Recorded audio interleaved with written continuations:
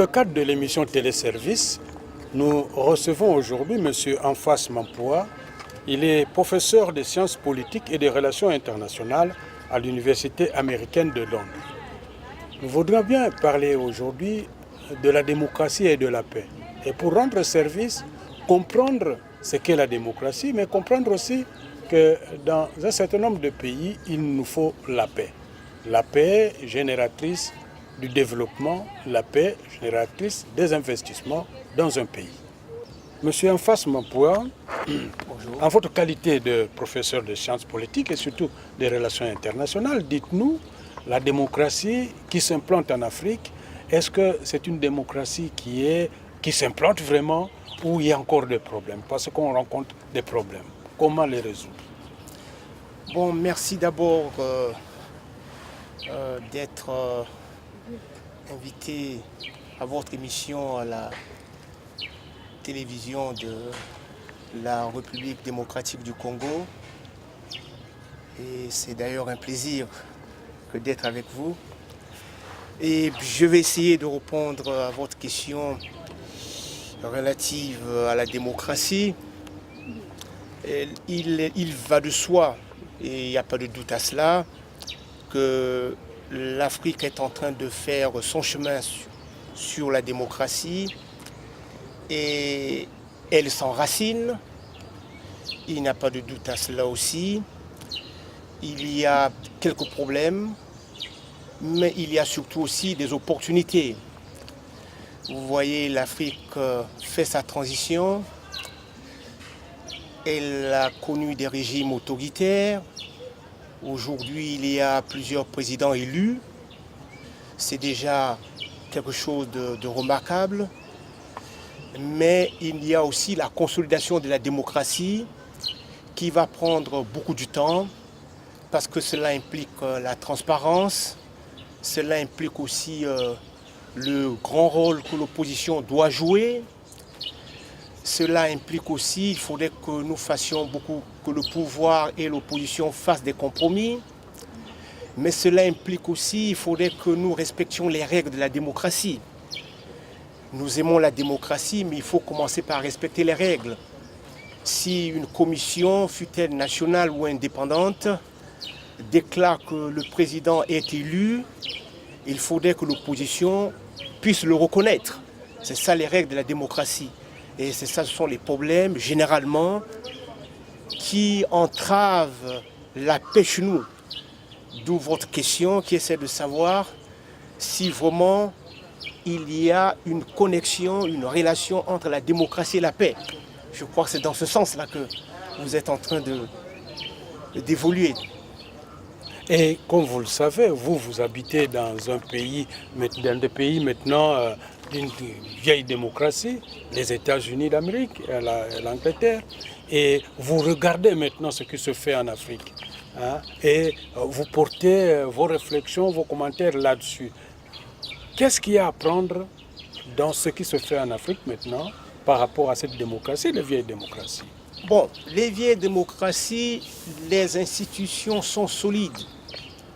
Vous savez, ils ont une assemblée avec deux chambres, comme c'est le cas chez nous ici ou partout ailleurs.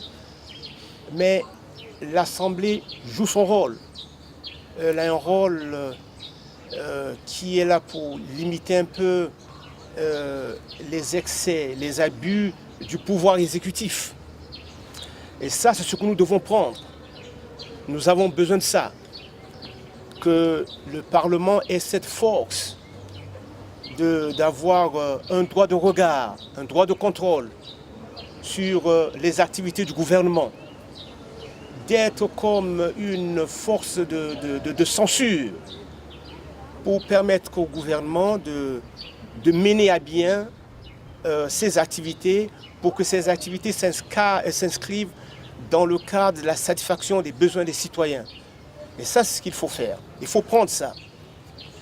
Alors, il y a aussi quelque chose que nous devons comprendre, c'est que la démocratie, elle n'est pas universelle. Elle doit aussi tenir compte un peu des réalités particulières de l'Afrique. Alors, nous n'allions pas faire notre démocratie un peu comme à Westminster, en Angleterre, où si vous gagnez tout. Chez nous, il faudrait que, sachant que la seule richesse c'est l'État, quand un groupe gagne, il faudrait ce groupe-là travaille avec ceux qui ont perdu. Et c'est de cette sorte-là, de cette façon, que nous allons éviter un peu des conflits. Parce que les conflits, si vous regardez bien, découlent le plus souvent du fait qu'il y a ce que nous appelons l'exclusion. L'exclusion, en fait, c'est ça qui est à l'origine des problèmes que nous connaissons ici en Afrique. S'il n'y a qu'un groupe qui bénéficie des richesses de la nation, et cela au détriment de la majorité, alors ça commence à créer les motifs de frustration et de découragement, et il reste aux autres de prendre seulement les armes pour se soulever. Voilà nos problèmes, alors que notre démocratie devait se faire dans le cadre de l'apaisement. Alors qu'est-ce qu'il faut pour consolider la démocratie dans les pays africains? La plus sûre de consolider la démocratie en Afrique, c'est le compromis. Il faut que le pouvoir fasse le compromis avec l'opposition.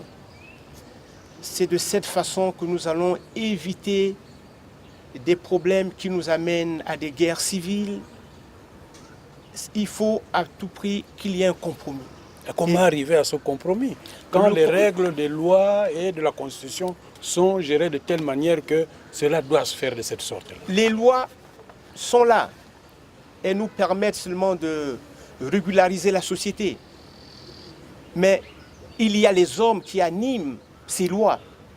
Il y a aussi les réalités qui nous dictent qu'en tant qu'Africains, nous pouvons faire la palabre, nous pouvons discuter, mais sans être désagréable, être en désaccord, sans être désagréable, pour faire de telle sorte que nous vivons dans un climat d'apaisement. Et ça, c'est possible. Et ça, parce que c'est par notre culture. Nous pouvons le faire. Donc, nous pouvons faire notre démocratie, bien entendu, comme font les autres avec toutes ces institutions-là, mais mettre ce qui est de nous-mêmes, ce qui est de l'Afrique. Ça, c'est faisable. Et vous insistez sur la palabre? J'insiste sur la palabre. Que nous comprenons qu'un peuple peut aujourd'hui dire que, bon, monsieur le président, il est en train de bien faire, mais on peut toujours avoir besoin de lui. Hein? Mais pourtant, hier, on a dit que c'est limité. Mais nous, on a nos façons de voir les choses aussi. On a nos façons de voir les choses. Actuellement, chaque fois qu'il y a mésentente, il y a des rébellions et il y a des gens qui prennent les armes. Est-ce que c'est une bonne chose? Comment est-ce qu'il faut éliminer cet état d'esprit dans l'homme?